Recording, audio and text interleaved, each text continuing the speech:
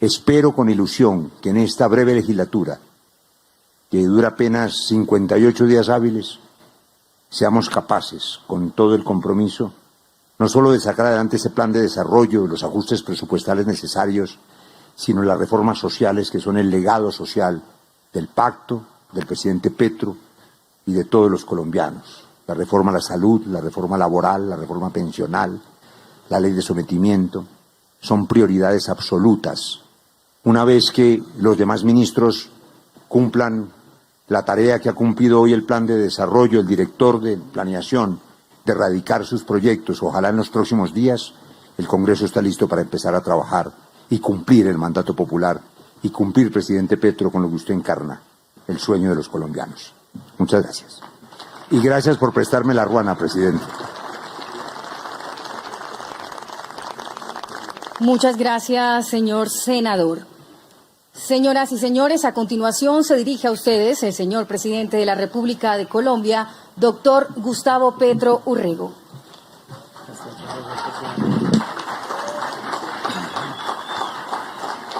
Representantes de las etnias indígenas, comunidades afrocolombianas, raizales, jóvenes líderes y lideresas que se movilizaron desde diferentes lugares del país a este lugar.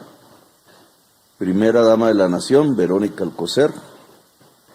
Vicepresidente de la República de Colombia, Francia Elena Márquez Mina. Presidente del Congreso de la República, Roy Leonardo Barreras Montealegre. Presidente de la Cámara de Representantes, David Ricardo Racero. Ministro del Interior, Alfonso Prada Gil. Ministro de Hacienda y Crédito Público, José Antonio Campo. Director del Departamento Nacional de Planeación, Jorge Iván González. Jefe de Despacho Presidencial, Laura Camila Saravia. Director del Departamento Administrativo de la Presidencia de la República, DAPRE, y Secretario General, Oscar Mauricio Liscano. Ministras, ministros y funcionarios del Gobierno Nacional, congresistas de la República aquí presentes, funcionarios y colaboradores del Ministerio de Hacienda y Crédito Público y del Departamento Nacional de Planeación, David K. Wok, autor de la canción oficial, aquí presente también, del Plan Nacional de Desarrollo y el grupo musical Alto Grado, y en general a toda la comunidad que aquí nos acompaña en este lugar que viene a ser uno de los lugares más hermosos de Bogotá. Lo abrimos al pueblo, estaba cerrado. No es solamente un gesto de apertura de una calle para ver unos palacios que son los palacios del poder, sino que es también un gesto simbólico en función de mostrar que las instituciones de Colombia, que su Estado, que las decisiones públicas, llámense leyes, llámense decretos, son del pueblo, son para el pueblo, están pensadas alrededor de una palabra que a veces suena abstracta, el pueblo, la gente de los territorios, los que están al lado de una quebrada, de un río, de pronto aún en medio de la inundación, que ya baja su fuerza, el pueblo que trabaja, el que estudia, el que se sube al bus a estas horas del día, el que sufre las inclemencias, algunos que tienen hambre, otros, todos quizás esperanzas, los colombianos y las colombianas que pasan por esa calle simbólica que es mirar las instituciones, pero no simplemente para observarlas, sino en cierta forma para tenerlas, para que sean su propiedad, ni más ni menos. Esa es la definición de democracia. ¿Quién es el propietario de estos palacios que nos rodean, de estos espacios, de estas decisiones que se toman? Los propietarios son el pueblo. Eso se llama una democracia. Hoy quizás las angustias por la situación económica, que indudablemente en el mundo no es bueno, en medio de unas circunstancias de guerra, de naciones que se hablan a través de las armas, que están a punto de desatar incluso una conflagración mundial, como si ya no nos hubiéramos cansado de las que hubo, que hablan tonalidades guerreras. Hoy desde este país nosotros queremos hablar en tonalidades de paz. Es desde Colombia donde salen los mensajes de paz, no desde el mundo. Y esas circunstancias yo creo que deben llevarnos a reflexión. Del mundo viene la guerra, del mundo viene la crisis económica, del mundo viene la inflación de los alimentos, pero nos han vulnerado. No hemos resistido mucho a esas circunstancias negativas, porque modelos económicos, decisiones tomadas en el pasado nos volvieron vulnerables. Porque el maíz lo importamos y no lo producimos. Eso nos volvió vulnerables. Ese maíz de los indígenas, ese maíz que quizás fue un ser humano, una mujer, he dicho, que paseaba por estas tierras, quizás en el Caribe, allá junto al río Sinú, descubrió por primera vez cómo era el alimento preferido de muchos animales y decidió que podía ser el de los seres humanos y descubrió para la humanidad el maíz. Ese maíz lo importamos, ya no lo producimos. ¿Qué condujo a Colombia a dejar de producir el maíz, el alimento, y a importarlo? Políticas, decisiones que no tenían que ver con el pueblo, que tenían que ver con los negocios, con ideas fundamentalistas, con ideologías que hoy se entierran ante la realidad de los pueblos del mundo. Hoy necesitamos producir maíz.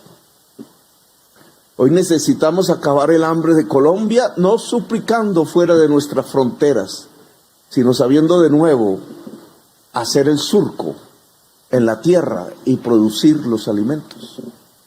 Parte de este cambio que significa producir, que es la base de la riqueza, es lo que está consignado en ese Plan Nacional de Desarrollo. Cómo Colombia se vuelve de nuevo una sociedad productiva y por tanto rica. Alguien dirá, pero con este hambre andando por las calles, por los pueblos, en la vereda, ¿cómo podemos volvernos una sociedad rica?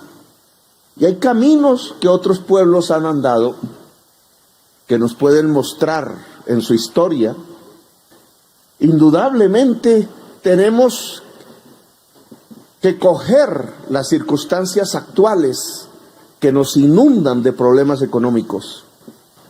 Hemos apostado en un proyecto de ley que ya se discutirá en unos días en el Congreso de la República, a que sea la economía popular, a que a través del crédito que salga del presupuesto nacional para irrigar eso que llamamos economía popular, que es la de San Victorino, que es la que llega a las calles, que es la del campesino, que es la de la señora microempresaria, que es la del cooperativista, que es la del rebusque.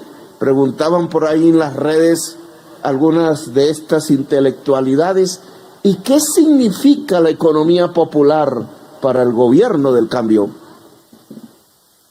Pues la mitad de la población colombiana conducida, casi que obligada, al rebusque. Es ahí donde creemos que podemos construir una potencialidad económica de Colombia si la empoderamos, si le damos poder en términos de capital, de crédito, poder en términos de espacio, de tierra. Tierra para el campesino, sí, pero fibra óptica para toda la población, que es la nueva tierra del siglo XXI.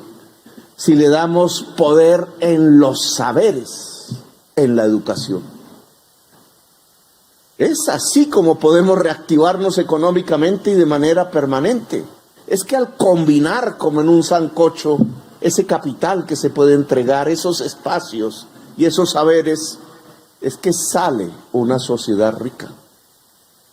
La sociedad rica no es la que se mata entre sí, como nos han convocado en las últimas décadas. Esa es una sociedad pobre y repobre. La sociedad rica es la que amplía los espacios del conocimiento, es la que amplía los espacios para producir, es la que amplía los espacios en donde el capital no sea para 10 personas, sino para millones de colombianos y colombianas. Esa estrategia de reactivación la verán en el proyecto de ley de adición presupuestal y la verán de manera muchísimo más profunda en este Plan Nacional de Desarrollo. Aquí se habla de una potencia mundial de la vida. ¿Cómo volver a Colombia una aliada soberana y profunda de la vida y de la existencia humana? ¿Cómo dejar esos caminos donde Colombia era simplemente un cementerio, un campo de sangres y de gritos dolorosos de personas que morían o desaparecían o eran torturadas o llevadas a las cárceles, en ese fratricidio perpetuo que ha sido la historia de la República? ¿Cómo construir lo contrario, una potencia mundial de la vida? Decía el presidente de la Cámara, Racero, ¿cómo cambiar de época? Sí, se trata de cambiar de época. Lo que estamos aquí convocando es a un cambio real, no a un cambio simplemente en las palabras. Es difícil porque las inercias abundan desde el rincón en la esquina hasta las oficinas públicas, en el pensamiento humano, en los temores a tomar decisiones, a aventurarse en caminos que no se han caminado hasta ahora en la historia del Estado colombiano. Pero es necesario romper las inercias, es necesario que aquella frase de Turbay que, como me comentaba la ministra de Agricultura, Cecilia López, no se vuelva realidad hoy. Decía Turbay Ayala que los gobiernos de los presidentes no son sino la ejecución de los planes del presidente pasado. O sea que a nosotros nos han condenado, si Turbay tuviese razón, a hacer el plan de gobierno del presidente Duque. Con su respeto, no queremos eso. Nosotros queremos cambiar y por tanto hay que romper la inercia, aventurarnos a lo nuevo en la administración pública. Y eso nuevo es gobernar con los movimientos sociales, con la gente, pegar el gabinete al territorio, no dentro de estos palacios fríos que se enfrían con estas brisas heladas propias de este lugar, como una vez escribiera García Márquez, que debió haber sentido cómo el frío penetra hasta los huesos, y así lo escribió en 100 años de soledad. No, es el gobierno allá en el Catatumbo, en La Guajira, en Córdoba, en Leticia, en tantos caminos que en estos meses ya hemos andado juntos o por separado, y que ha convocado a 250,000 personas a hacer ese libro que hoy se le entrega al Congreso de la República.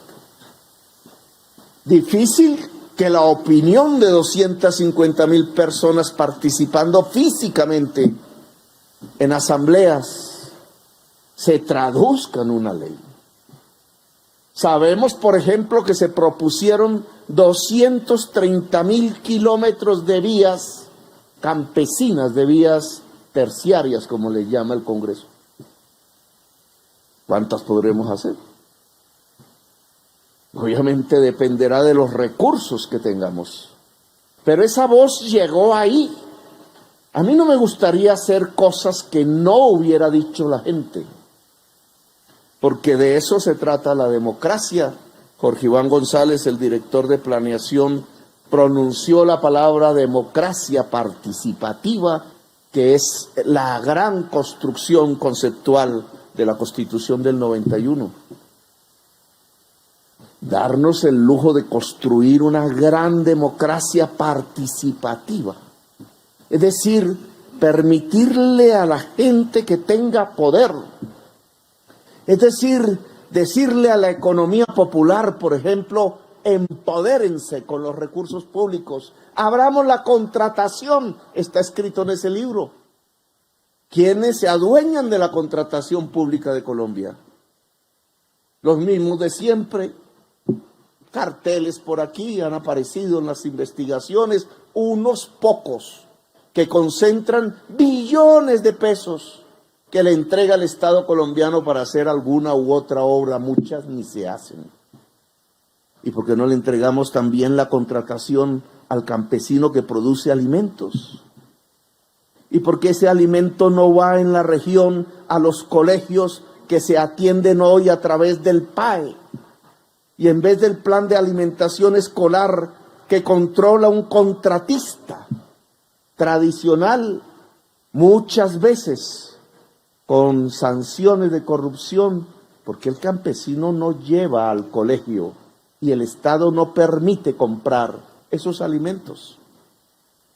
Y entonces, si son billones de pesos, decenas de miles de millones de pesos en una región concreta, ¿acaso eso que sumado con el ICBF, por ejemplo, y a escala nacional, con el Ministerio de Educación suma casi 20 billones de pesos, eso trasladado a la economía popular, ¿no enriquecería a la gente que hoy está pobre? Parcialmente, claro.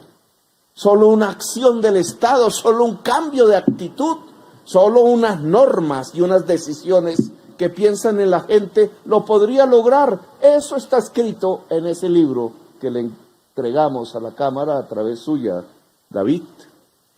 Podríamos hablar de muchísimos más temas, ya la prensa los exculcará al máximo, ya veremos sus artículos, ya se abrirá el debate público, ya temas que quizás no sean los más importantes para nosotros serán las primeras páginas mañana, pero de eso se trata el debate público.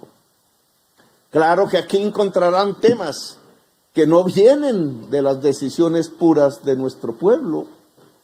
Ahí encontrarán temas como el hidrógeno verde, por ejemplo, como si Colombia sí pudiese estudiar en factibilidad la energía nuclear, por ejemplo. O si Colombia pudiera tener una agencia nacional aeronáutica. Dirán, ¿vamos a mandar un colombiano a la luna? No. Vamos a construir con otros países latinoamericanos un sistema satelital que nos permita tener información. Encontraremos temas de esa magnitud y otros muy sencillos, de cómo se le entrega tierra al campesino. El primer proyecto y programa para que Colombia sea una potencia mundial de la vida es que el campesinado pueda tener los espacios para cultivar alimentos. Es que así se disminuye el hambre en Colombia. Ahí hay una partida que estará en el presupuesto de este año de 5 billones de pesos para comprar 400.000, 500.000 hectáreas, ojalá podamos, que de grandes hacendados, tierras fértiles, pasarán a decenas de miles de familias campesinas. Yo a eso le llamo justicia social. En el discurso de posesión hablamos de estos muchos temas que configuran la justicia social. Claro que si llenamos el territorio nacional de sedes universitarias públicas, el Chocó, el Guainía, Arauca, la Guajira, el Pacífico colombiano afrodescendiente, de sedes universitarias, claro que construimos justicia social. Eso se encontrará en ese libro. El Congreso de la República dirá si lo aprobamos y si entonces le permitimos a las juventudes de Colombia la posibilidad del acceso al saber y a la frontera última del conocimiento humano en toda su diversidad. Y justicia ambiental también está escrita en esas páginas. Burla sobre la transición energética, pues allí encontramos cómo podríamos poner en los techos de las casas del Caribe y de las zonas de alta radiación solar paneles solares. ¿Cómo podríamos abrir el país a una inversión extranjera? Quizás con otro criterio y carácter que la que hasta ahora ha habido en alguna porción de nuestra historia. Aquí estamos hablando e invitando a los capitales extranjeros a construir la red férrea nacional. Aquí estamos invitando a los capitales extranjeros a construir granjas solares y parques eólicos con la enorme potencia que tiene Colombia de sol y de vientos para poderlo hacer. Aquí estamos invitando al capital extranjero a hacer grandes plantas para producir hidrógeno verde, que es la conjunción de la electrólisis del agua dulce con energías limpias. Lo podemos hacer en grande. Podemos utilizar nuestros puertos para que los cargueros que dejarán de cargar carbón, porque la humanidad tiene que separarse de los combustibles fósiles, empiecen a reemplazarlos por los limpios, como el hidrógeno verde. Desde el panel solar en una casa campesina hasta la gran factoría, quizás la más grande de América Latina, ojalá podamos, para producir hidrógeno verde, está contemplado en ese libro. ¿Cómo ordenar a Colombia alrededor del agua? ¿Cómo un invierno, que quizás los que siguen serán peores que los que hemos vivido si la crisis climática continúa? ¿Cómo esos inviernos no nos matan a la gente? ¿Cómo es posible que aún repitiéndose las inundaciones en los mismos lugares, siga muriendo gente cuando lo que tenía que hacerse era reubicar la población en zonas de bajo riesgo y no de alto? ¿Qué ha pasado en Colombia para que en 10 años los pueblos no se reubiquen? Las poblaciones campesinas no lo hagan, los barrios en las laderas peligrosas sigan ahí, cuando se sabe que el próximo invierno derrumbará la montaña e inundará los valles con el agua de los ríos crecidos, porque esa es la crisis climática. Bueno, ¿cómo hacerlo? Está escrito en esas páginas a consideración del Congreso de la República. Cuando nos posesionamos como el gobierno de cambio, dijimos: la justicia social y la justicia ambiental son la base para que Colombia sea una potencia de la vida. Pues el Plan Nacional de Desarrollo, que se llama Colombia Potencia de la Vida, está constituido de una serie de páginas, de palabras y de artículos que las llenan, que se dedican a cómo construir justicia social y justicia ambiental en Colombia. Se abre pues la discusión. En esta Colombia de bellezas, también la democracia es posible. Es más, yo diría, la belleza es más bella si existe la democracia. Ahora pasamos a la democracia representativa. Un tiempo.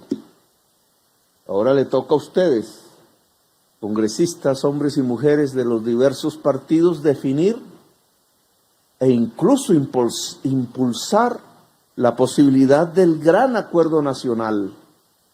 Preguntaban por allí por qué me reúno con Uribe. Ya algunos maledicentes decían: ¿y qué le va a ofrecer o qué le está ofreciendo? Yo estoy ofreciendo paz. Un acuerdo nacional es necesario y imprescindible, pero no es un acuerdo nacional para arrodillar al pueblo y hacer más negocios sobre la base del sacrificio popular. Es para que Colombia se enriquezca, pero toda, no unos pocos. Es para que las reformas permitan que los derechos se garanticen hasta el último colombiano. Es que me puede ir a mí muy bien con mi sistema de salud, indudablemente. A mí me va bien, me han curado, me he salvado incluso en alguna oportunidad un médico la vida en una prestigiosa IPS, no EPS. Pero no me puedo quejar de ello. El problema es que mi ventaja, mi privilegio, no ha sido el de la madre, no ha sido el de la mujer embarazada ya en Leticia, ni en Chocó, no ha sido el del niño en La Guajira, no ha sido el del campesinado y los pueblos que viven en los campos, no ha sido el de la gente en Ciudad Bolívar, no ha sido el de la gente en Siloé, no el de la mayoría del pueblo caribeño. Y entonces, porque yo tengo el privilegio de tener una salud que quizás me salve, tendríamos que tener un modelo de salud que excluya a los demás. Y lo mismo podría pensar de la pensión. Claro que yo puedo tener la pensión, pero claro que la mayoría de la gente de mi edad, cuando llegue a la edad de pensionarse, no la tendrá. ¿Qué hacemos? ¿Me encierro yo con mi privilegio o reformo las cosas de tal manera que los demás en el momento adecuado puedan garantizar su derecho? ¿Y qué hacemos con el mundo laboral? ¿Nos conformamos con esas hileras de mujeres firmando contratos a 3 meses? Y de hombres también, sin saber si habrá un nuevo contrato, si el año finalizará con la garantía del empleo, si el otro año no lo habrá, si llegará el hambre, la inestabilidad, o nos permitimos una reforma laboral en donde al trabajar después de las 6 de la tarde, ya en la noche, haya una hora extra, o el sábado o el domingo, o que por lo menos vuelva a revivirse el contrato a término indefinido que permita que las personas puedan hacer una vida con más tranquilidad y aportarle más productividad a la empresa si es privada, o al Estado si es el Estado, o a la sociedad toda. Pues mis privilegios no pueden ser la excusa para no permitir que la sociedad colombiana acceda a los derechos que están ordenados en la Constitución. Así que las reformas vienen en ese sentido, y vienen, ojalá, de la mano, ojalá, de un pacto nacional. Ojalá que ciclos y círculos de privilegiados no se cierren ante la ignominia, ante la desigualdad. Ojalá que seamos todos los colombianos y colombianas capaces de construir la paz. Que la paz no es sola la de las armas, la paz es la de la sociedad.